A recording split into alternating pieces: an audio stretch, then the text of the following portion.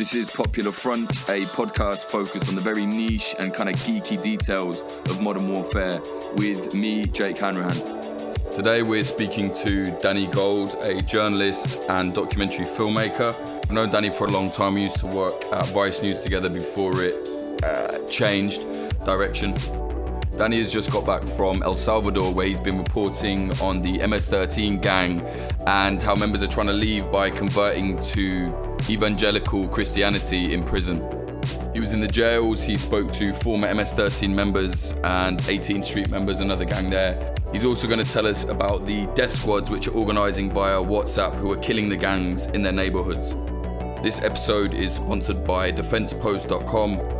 Also, if you want to hear bonus episodes, it's patreon.com/popularfront. So you just got back from El Salvador, right? And I think a lot of people forget that there's a lot of warfare still going on there with the gangs. Can you explain why were you in El Salvador and, what is new there? So, I had done a story in El Salvador in 2015, and that was when the murder rate there was just sort of going through the roof. I think 2015 was the first year that it became the sort of highest murder rate country, peacetime country in the world. I think 2014 was Honduras, which was the same sort of gangs that were committing these crimes. So I had gone there to do that story, and people know about MS-13. There's another gang there called 18th Street, otherwise known as Barrio 18. That's divided into two factions: the Sureños and the Revolucionarios. These are the sort of three gangs that are terrorizing the country. So I was doing that sort of story. They had just declared, the government, that these gangs were terrorist factions. The people that were parts of them could be charged as terrorists. And I was in what's called a Bartolina, which are like these small jails. I think they're police jails. They're essentially holding cells before prisoners get sent to prisons. And I went into a Bartolina, and how it works is they were like, okay, this is the 18th Street cell. This is the MS-13th Street cell, and this is the normal cell where there are also the reform members. And I was confused because you had 18th Street guys and MS-13 guys, and you can see it because they have it tattooed on their faces, mixing in the same cell. And I asked, what is going on here? And they explained to me that these guys had converted to evangelical Christianity. They had found God, and the gangs had allowed them to leave, which is sort of the only way that you can do that. And they were mixing together. And that sort of struck up my fascination. I didn't really get to probe into it during that trip, but for the next few years, it was always something that was in my mind. And then when you look into the history of El Salvador and why evangelicalism sort of sprouted up, that's what sprouted in my mind, this sort of fascination with what was going on. So I returned in the middle of May this year to take a look at this process of how these gang members leave the gang through the evangelical church and become born again, which is growing at a rapid rate. I went to a prison in El Salvador where there were 300 MS-13 guys that were born again Christians getting out of the gangs. So yeah, my trip down there right now was looking at what's going on with the gang warfare there, but mostly focused on the only way out, which is through evangelical Christianity. But the gang warfare is still really hot, right? Yeah, I mean, it's not... I feel like warfare is almost the wrong way to talk about it because it's very hidden, right? When you go to El Salvador and you go into these neighborhoods, it's really hard for a video journalist because you go there and you're not going to see guys on the street corners with giant face tattoos. You're not going to see guys holding guns in poor neighborhoods, right? Everything is hidden. Even the police will be like, look, we drive through these neighborhoods. We don't clash with these guys anymore. We don't see them. Everything is done through WhatsApp. And the second anyone who's not from the area or anyone suspicious enters a gang-controlled neighborhood, everyone knows because everyone's an informer. Down to like an 8-year-old kid up to a senior citizen selling snacks on the corner. So you're not going to see these like gang clashes. What they do have now is extrajudicial death squads who are mostly made up of like former law enforcement or military guys who have taken gang members and assassinated them and killed them. And the gangs sort of operate the same way. They do hits, but you're not seeing like street clashes. There were some of those in 2015. There were clashes between the police and gang members. You're not seeing that anymore. And it makes sense because the police and the law enforcement and the military have an overwhelming amount of force. Like the gangs cannot compete with them. But what you have is stuff that's happening in the shadows right now. What's interesting, and I think you'll actually like this angle, is that there are a few towns in the north that are these former guerrilla towns, right? Where you have former revolutionary cells, former guerrillas from the Civil War, and they're not really operating, but they're still in these towns. And you had the gangs try to make inroads into these towns, and they would warn the gang members, like, that's not going to get play here. You guys aren't going to survive here. The gang members wouldn't listen, and then they'd kill a bunch of them and leave them in the town square as a warning. And they've sort of been these villages where the gangs haven't been able to make inroads because these revolutionary cells are just not going to put up with it. And they're not really active in any way, these cells, except for the fact that if the gang members try to make inroads, they get dealt with and they get forced out. So the former guerrillas would kill a lot of gang members and then leave them kind of on display. Yeah.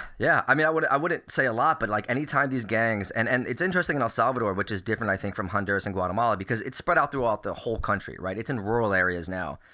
Tiny villages, gang members just take them over. But they would try to do this in these areas where, these guys in the 80s, like there was a very brutal civil war in El Salvador. And these guys, they're not still active, but they're still around. And they just were not going to put up with gang members coming into their communities. And like these guys, these guys, MS-13, Barrio 18, like these guys are killers, right? But they're no match for any sort of like heavily trained police squad, military squad, guerrilla squad. Like they just are not on that level. They'll sneak up on you, they'll kill your family. But when it comes to actual military technique or something like that, a lot of these guys are like kids, man. They really are 15, 16, 17 years old. Those are the ones doing the hits. I had this situation with my partner I was working down there who's been there for 2 years, and he was telling me about this kid, and he was like, yo, man, this guy's terrifying. Like, I gave him a ride home once, and it was just like not, like, I shouldn't have done that. I didn't know who he was, but afterwards they were like, this guy's got warrants out. He's a killer. Be careful. And finally we were at a point where he was there, and he pointed him out to me. And this kid is like 15 years old, maybe 110 pounds, soaking wet. Looks like he doesn't even have to shave. I could walk up to this kid and put him in a headlock and give him a noogie without a problem. But, these are the kids that are carrying out these massacres and these hits in El Salvador. In 2016, I think it was 2016, I remember seeing a video where the gangs in El Salvador were saying, like, we're going to start taking the war to the police. And they were kind of acting, at least in their propaganda, more like a kind of militant force than a criminal gang.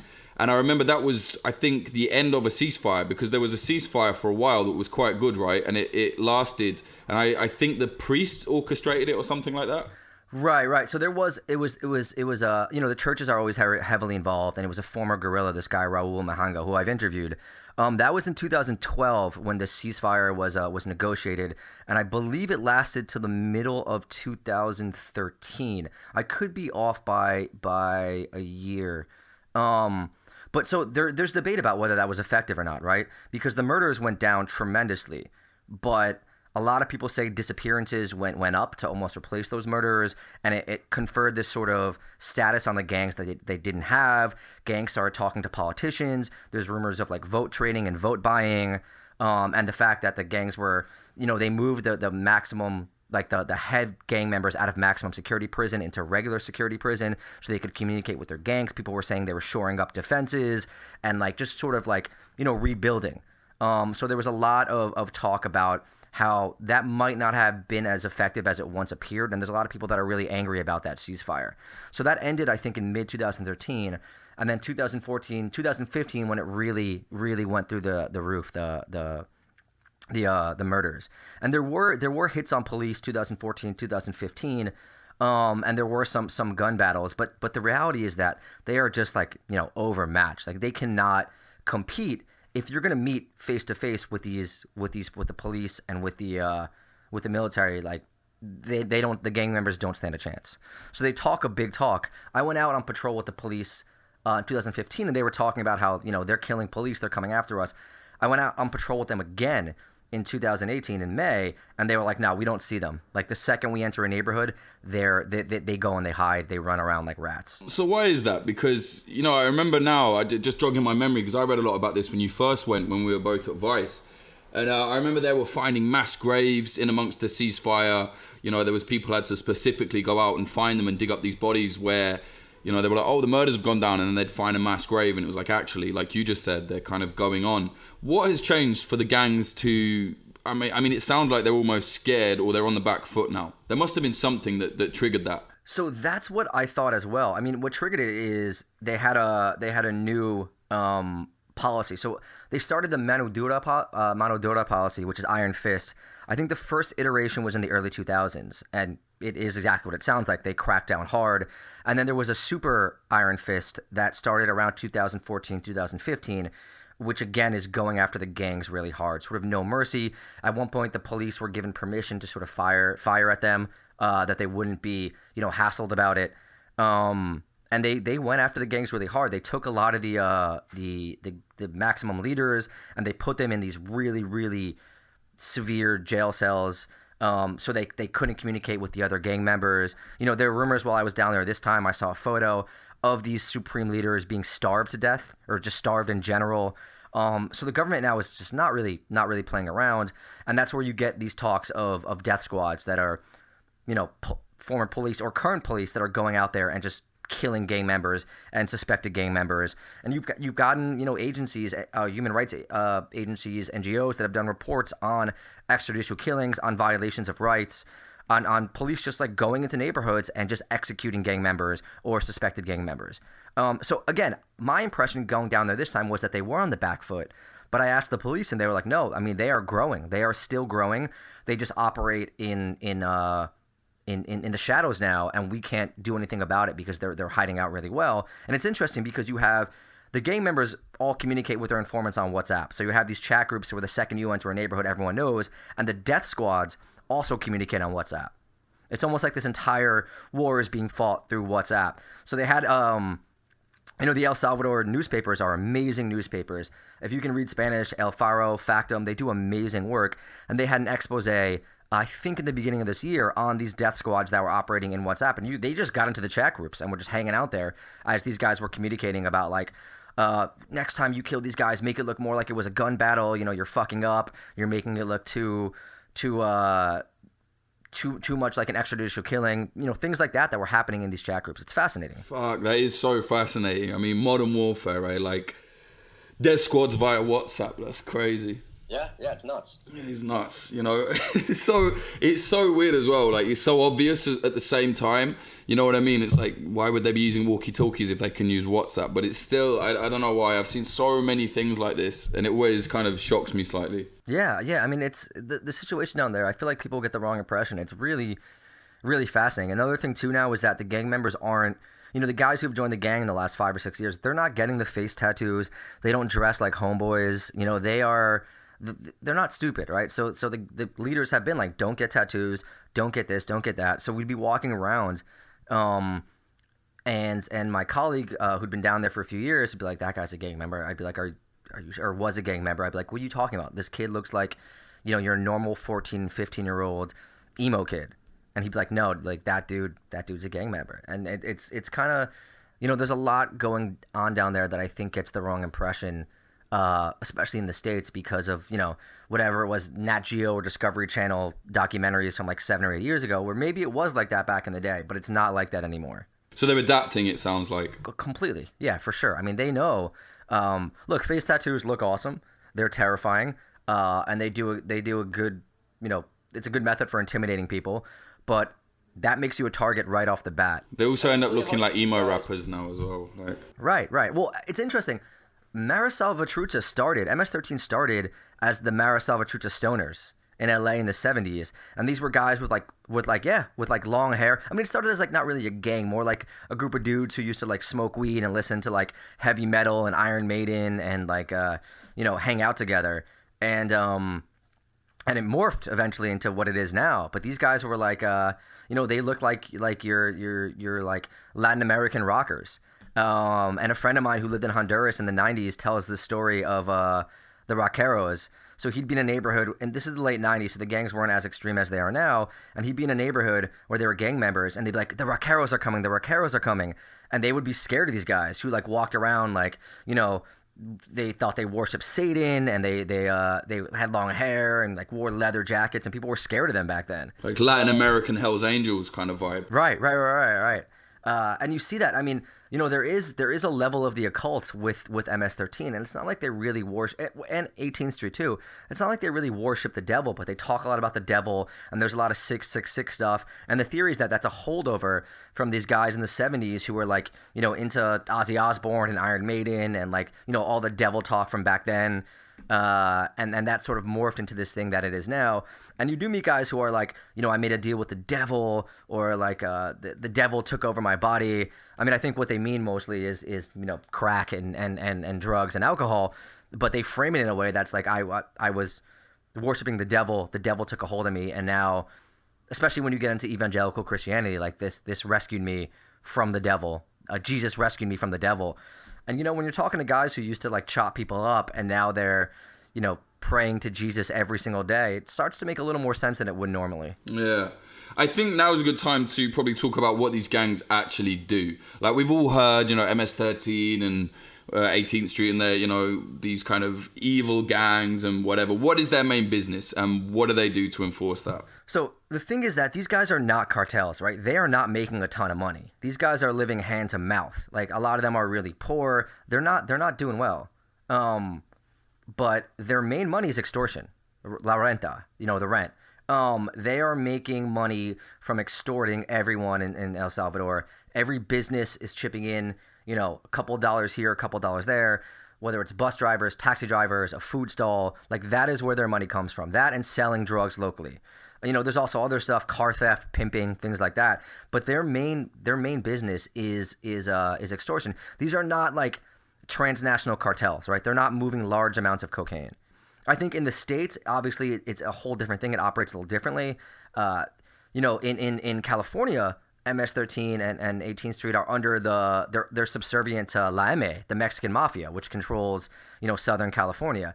In New York, in Long Island, in Washington, in Virginia, they're a little, I'm not even sure, it could be mostly local drug dealing and stuff like that. But in El Salvador, it is extortion. That is the number one way they're making money. So the gangs, for a Brit, it's a little bit hard for me to understand because we don't hear too much about the kind of influence of these gangs in, the Western world, for want of a better phrase. So how does it operate? I mean, there are theories that differ, but I think the most widely accepted one is that 18th Street started in the 60s. It was a Latino gang, accepting people from all cultures. And Mara Salvatrucha was Mara Salvatrucha Stoners, which started in the 70s. These are poor Salvadoran immigrants and refugees that were living in like, hard neighborhoods where other gangs operated, Mexican and black. They needed some form of protection, so they started that way. And then once the Civil War kicked off in the late 79 to 80 is when it really kicked off, you had an influx of refugees coming who were sort of, some of them were scarred by a brutal civil war, which the U.S. played a big role in. The U.S. supported the right-wing government in El Salvador, trained them, contributed a lot of money. So we do, I'm not one of those guys who blames the U.S. for every problem on the globe, but the U.S. does hold a big responsibility in starting these gangs. So you had this influx of members in the 80s, and these gangs grew exponentially, 18th Street and MS-13. And then in the 90s, there was a new law passed which led to the deportation of a lot of gang members back to El Salvador. So what you had was deporting hardened gang members back to a country that just got out of a civil war in 1992 with no institutions, no law enforcement, completely poverty-stricken, and like really no way to control these guys and no idea what was going on. So you deported them back, and these guys like ran rampant, and these gangs started like really rising up. And you meet these guys in El Salvador right now who speak English because they came up in LA in the 80s and 90s. But, the gangs morphed into an entirely different thing in the 90s and 2000s there, and they just got savage. Machetes, growing exponentially. They had initiation rites that involved murder, and they just swelled in the country and took over because El Salvador and to a lesser degree Guatemala and Honduras had no idea what they were facing. And then you had factions that sort of so El Salvador is one thing, right? You have this vicious gang that took over, but then you have factions that sprang up in California, like I said, where they originally had existed, Houston, Virginia, Maryland, Long Island. But these gangs over there, they're a shade of what they are in El Salvador, right?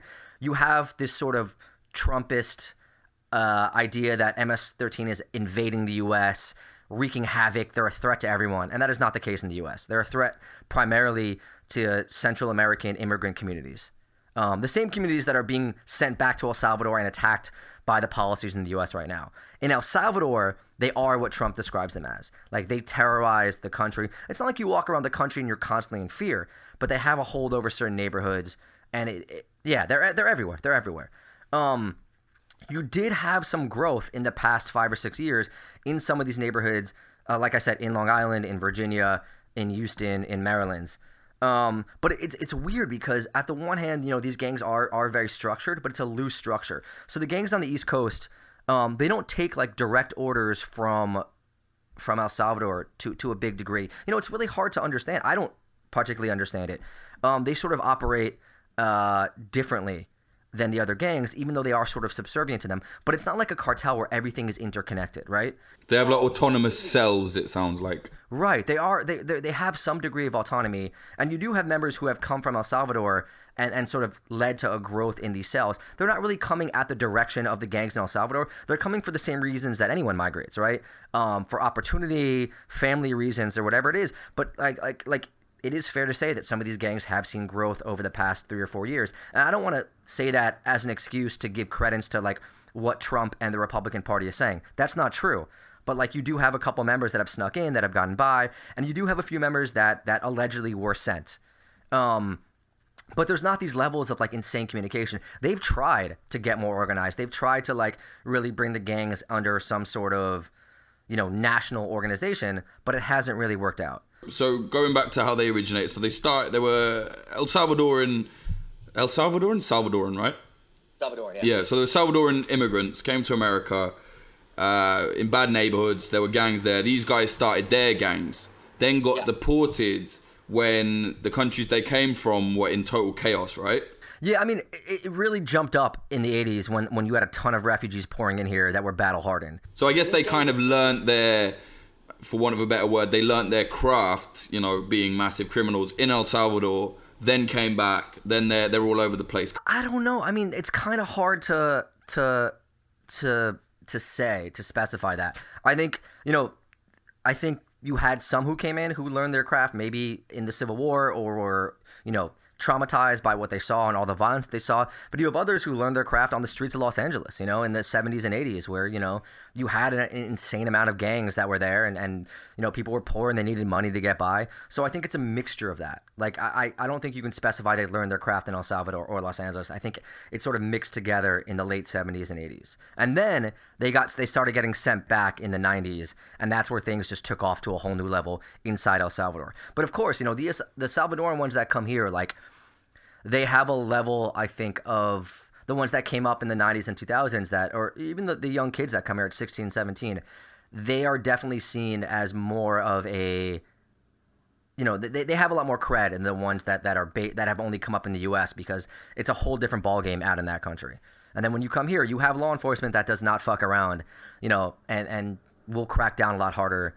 Not a lot harder, but a lot more efficiently than they do in El Salvador. Sure.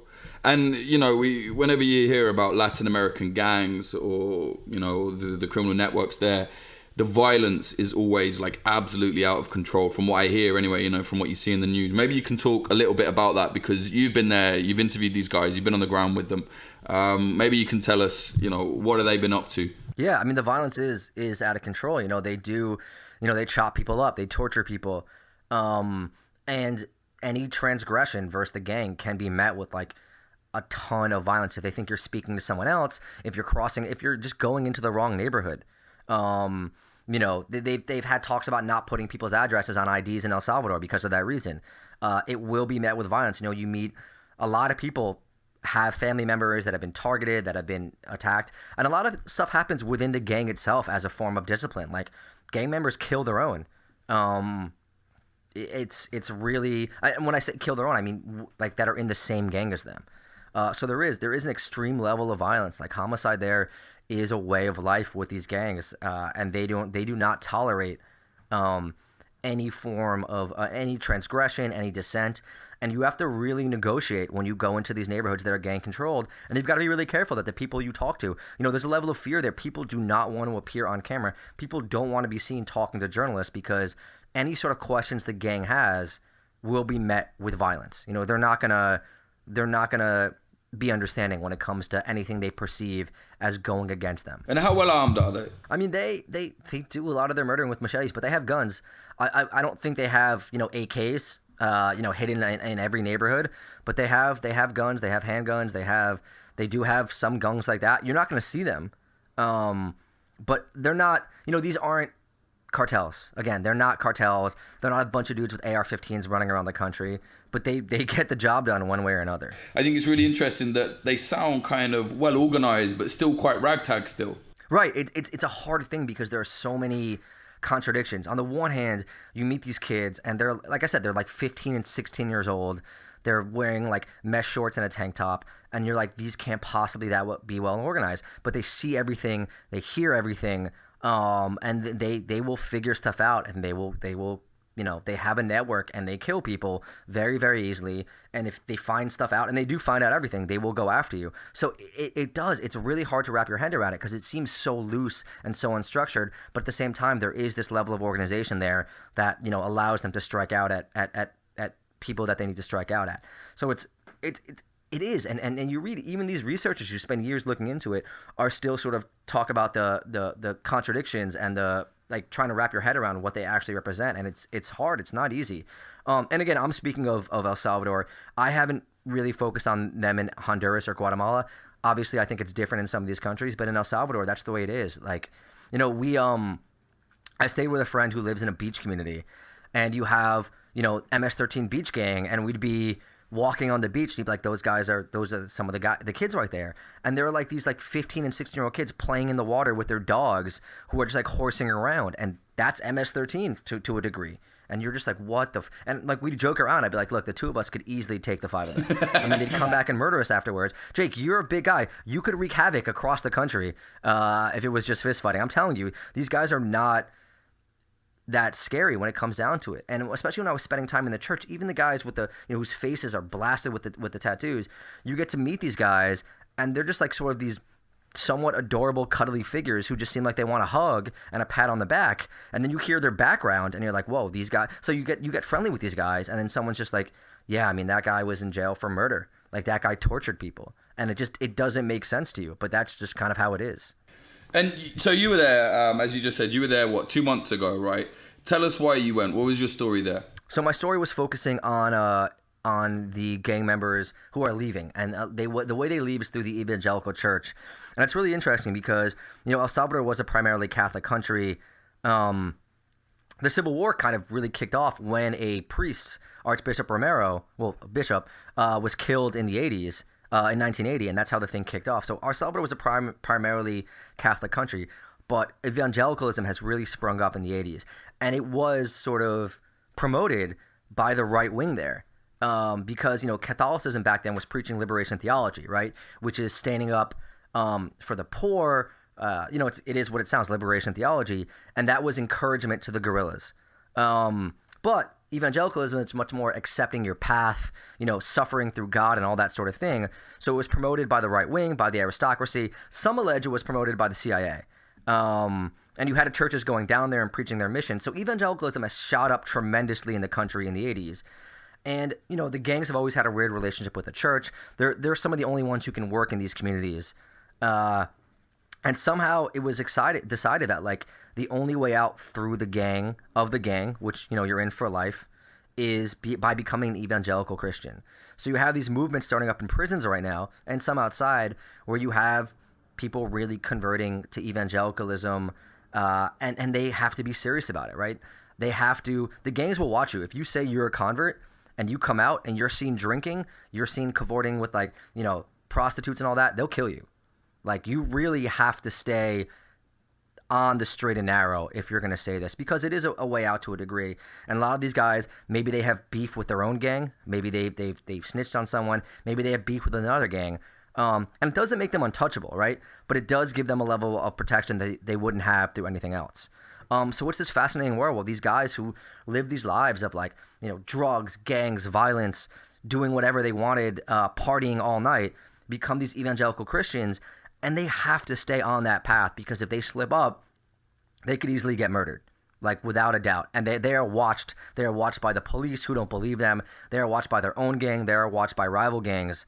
And it's a really fascinating world. And do I believe all of them? I don't know. I definitely believe some of them because it's not an easy path to walk down. I mean, I don't know, but it sounds to me like perhaps the gangs are not killing these guys because they're deviating from the path of this new God vibe. It's like, don't take the piss. You got out. You have to be serious. You know what I mean? Oh, yeah. Oh, for sure.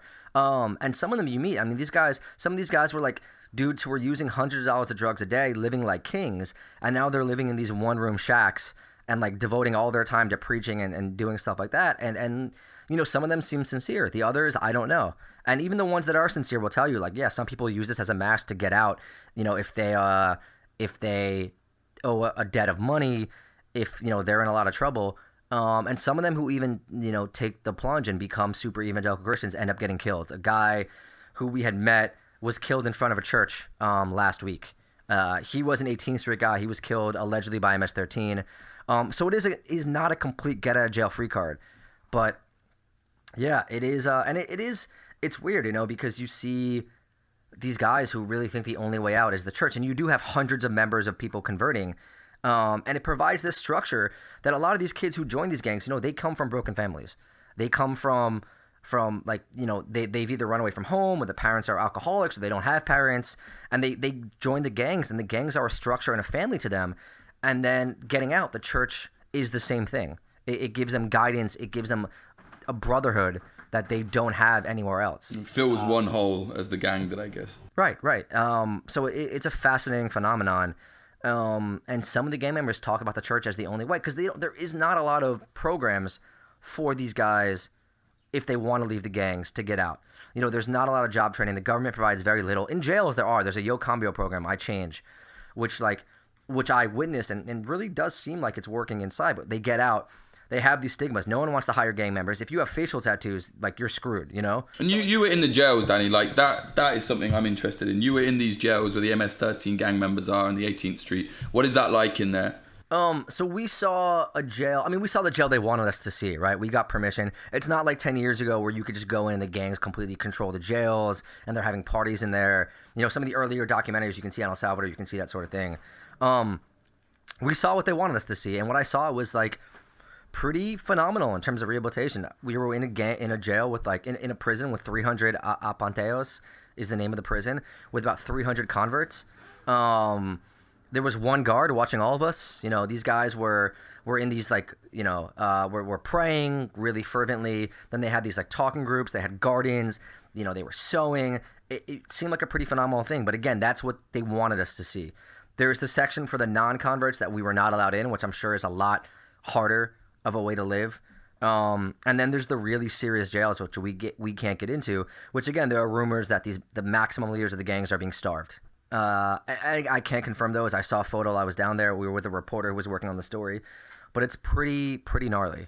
Yeah, it sounds it. And this death squad situation I find really interesting. Like, can you tell us a little bit more about the death squads? How do they start? What are they up to? Yeah, I mean, I can't speak. I haven't met with them. They're really hard to get a hold of. I've heard stories of some of the reporting on some of them being BS, but they're out there and they exist. And of course, you're going to see this. I mean, you saw it right in Mexico with the auto defensas. I guess this is sort of similar. It's a lot of former law enforcement or current law enforcement that are going out there and just executing gang members, The police are doing that as well, and there's lots of stories of them targeting anyone who's even in a poor neighborhood, any young man in a poor neighborhood. But it makes sense, right? Like, these gangs are terrorizing people. People are losing their daughters, their sisters, their sons. So it's only a matter of time. And El Salvador is not a country, where this is going to be taken lightly. You have a lot of folks that, I was joking about there could be a movie because Salvadorans sent a lot of private military contractors to Iraq, So my joke was, perfect movie, right? This guy who comes back from Iraq and he's just over it and he doesn't want to be involved in violence, gets this nice farm in the countryside until the gangs show up. And then you have, your perfect American movie. Yeah, and The Rock is the lead killer. Right. His niece gets targeted by the gangs, and he's like, look, I don't want any trouble, but if you keep pushing me, boom. So I don't know if that situation exists, but you have also a country where people fought a very vicious civil war in the 80s, and these guys are still around. And like I said, so there are two different things, right? There are the death squads, and there are these villages where they're the guerrilla networks that are still out there, and the gangs have showed up, and they've been like, we don't want you here, get the fuck out. And if they don't listen, What are the locals? How do the locals feel towards the gangs? Because, I've been in places where, locals, whether they're pressured or not, might say, oh, well, we need the gangs here or whatever. I mean, what is the general feeling? They support killing the gang members. The Iron Fist policy has popular support because people are sick of being targeted. In some of the gang communities, I think they're seen as protection, as like making sure that you don't get targeted by other gangs, as the one power that's going to keep the police out. And the police have done themselves no favors by going in and harassing all the young men. But I think overall in the country, this has popular support going after and killing gang members. Like, people are sick of that, sick of the gangs terrorizing them, and they want to see them murdered. In 2015, I spoke to Jose Luis Sanz, who's this amazing journalist. These guys are real experts. Like, read the Martinez brothers, read Factum, read El Faro. These guys do amazing work, and everything I've done is based off of the work that they've done. And he was saying, like, this has popular support. This is how you win elections in El Salvador, is how you crack down and you murder gang members and you get them off the streets any way you can. So it does have popular support. And the gangs, they'll try every now and then to be like, we're the voice of the poor, we bring the services and all that, but that's kind of bullshit. They are not doing the Hezbollah model.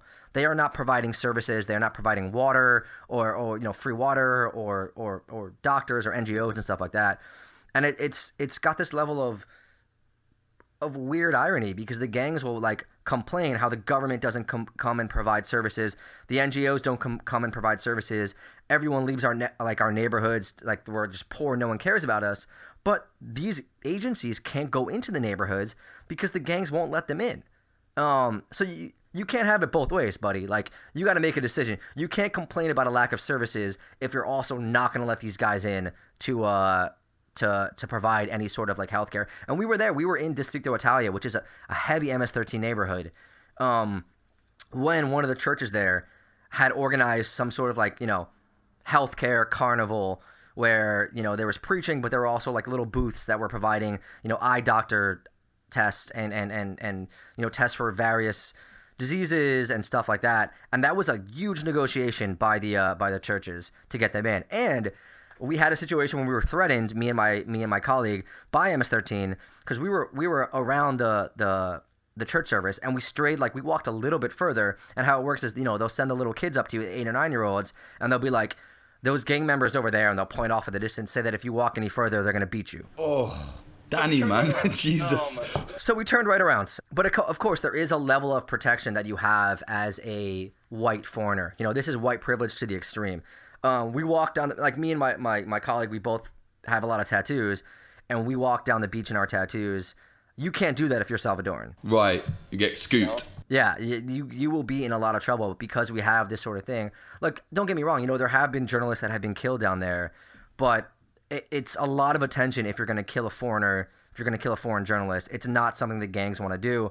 Again, there are lines you can cross to bring that down. What's more likely is that the people that have brought you into the neighborhood, they're going to suffer the wrath of the gangs based on irresponsible things that you do. So you've got to be very careful about the work that you put out, about the things that you do, to make sure that the people that have put themselves on the line to get you this access don't get in trouble. And it's a crazy responsibility. Like, I've had to, you have to check in. It's not a level where like I'm you're letting someone look at your work so they can like crack down on it and make sure that like the negative stuff doesn't get in there. You're letting people look at your work so that they don't get killed after it comes out. How do you, as a journalist, I know you, we've known each other a long time. I know you're very meticulous with that sort of thing, and you're not one of these journalists, I'm not blowing smoke up your ass, but I've learned from you a lot, and I know that you're not one of these journalists who's just like fuck the fix or whatever. So how do you make sure as a journalist that you are definitely not gonna fuck anybody up once you leave? Dude, it's really hard, and I'm always nervous about it, and I will check 5 times. Are you sure this is okay? Are you sure this is okay? I'll check with my colleague who's down there. I'll check with the guys. I'm like, ask them, make sure that it's okay that we put this in there.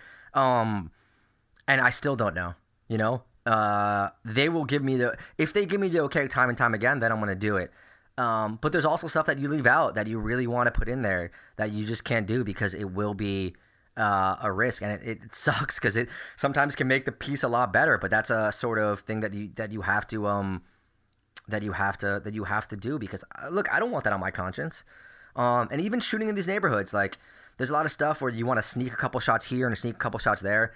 You can't do that. And I was around a photographer this trip who we ran into in there who did that sort of thing, and it really pissed me off because I get it, you know, I get wanting to sneak the shot if there's some military, if you're covering a war, if you're covering some military stuff, but you can't fuck around out there, man, and you're gonna get the people that have taken the risk and got you in there in trouble if you do that. So it really, really made me mad when this photographer did that. She was shooting something outside a car window. We passed the gang headquarters in this neighborhood, Distrito Italia, where we got access to a pastor who was former MS-13. He has MS tattooed on his forehead. It was a great story.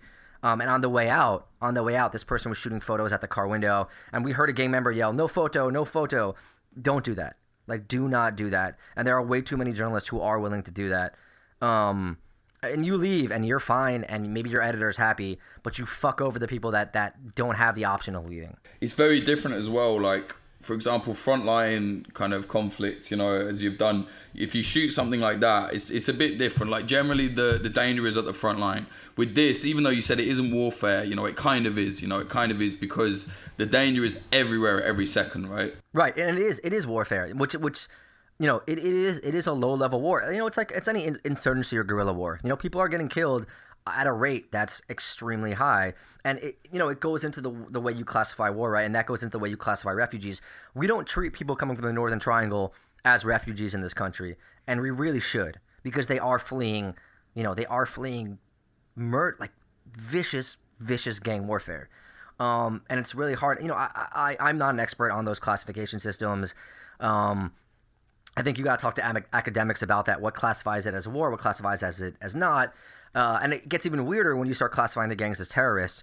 But that's the thing with these people that are coming here, man. They are fleeing extreme violence, and you can't treat them like economic migrants, right? You should be treating them like refugees, and we treat them like migrants, and we turn down their asylum cases, and it's pretty brutal. This path that they're taking through the Northern Triangle, through Mexico, up into the U.S., is one of the most brutal land routes you can do. You know, the Mediterranean route gets a lot of attention, and that's definitely brutal. I don't want to take away from that. But the people who control this route up through Mexico are the cartels, are the Zetas, are MS-13 and Barrio 18, and they treat these people fleeing, you know, like they're less than dogs. You know, rape is endemic, murder, extortion, beatings, torture, all that stuff. It is brutal. I really suggest anyone who wants to learn about it, or anyone who wants to open their mouth about any of these people that are fleeing from these countries to the U.S., read The Beast by Oscar Martinez, and really familiarize themselves with what these people are going through. You know, that famous saying, you don't put your child on the water unless the land is more dangerous. You do not send a child or take a child through that route unless you are fleeing something really, really severe. But yeah, no, they are the cartels. The route through Mexico from the Guatemalan border to the U.S. border is fucking brutal. People are being tortured, raping young women. It is really, really brutal. Anyone with money gets into southern Mexico and flies to northern Mexico and then goes to the border. But the people who do the land route, it is controlled completely by the cartels. It is no joke. It is a savage industry. I'd counter, I get what you were saying when you said, I don't know how to classify this. You'd have to ask an academic. I would counter that and say, actually, the people know. You know what I mean? The people that are fleeing these things, yeah. Ask them, because they can tell you, you know, they're going to tell you what's happening. No, of course. But then you get into the whole discussion People have to be treated differently, if you call it ethnic cleansing, if you call it war, if you call it this and call it that. And that's why a lot of governments sometimes are hesitant to jump on these terms or use that as a loophole to get out of taking responsibility for things that they should take responsibility for under certain conventions or rules or asylum laws and things like that. Yeah, and so what do you think the media is getting wrong about these gangs in South America? It's tough. I mean, I think what they're getting wrong is how powerful these gangs are in the U.S., which is that they're not, right?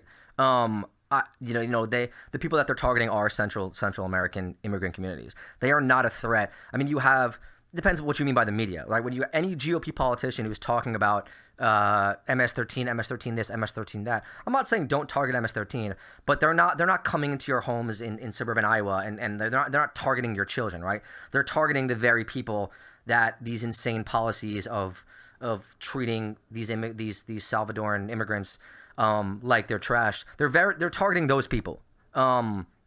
So the same people that you want to crack down on MS-13 by sending these people back to their country, you're sending them to death. You're sending them to a life that they risk everything to flee. And it's really, I don't know, it's really disheartening to see. I think people think face tattoos. They think people on corners with AKs. It's not really like that. And also they treat these gangs like they're cartels. MS-13 is not a transnational cartel. They're not an organized crime group. They're a transnational gang. They're out there. They have some levels of organization, but they're not making a ton of money. They're not really involved with drug trafficking. Low-level dealing, yes, not drug trafficking. These guys are not. They're not the Zetas. They're not Pablo Escobar. They're not El Chapo. They have these leaders. They have a faction of leaders in jail. They have some outside, and they've tried to get more organized over the last decade. But one of the reasons they're not involved in the trafficking is because they don't have that level of organization. Some of these studies that you can read on the gang talk about how other groups like cartels and more organized crime elements don't really want to get involved sometimes with MS-13 or with 18th Street because they're not organized, because they draw too much attention to themselves, and they think that will fuck with their business. So they're organized in a level where, like, if you live in a poor neighborhood in El Salvador, like, you've got to be very careful how you tread. But they're not organized on a level where, like, they're sending shipments of cocaine from El Salvador into suburban New York. And your film, you, like we said, you were out there. You've been making a film. When does that come out? It should be out. I think this is going to come out the week that it comes out.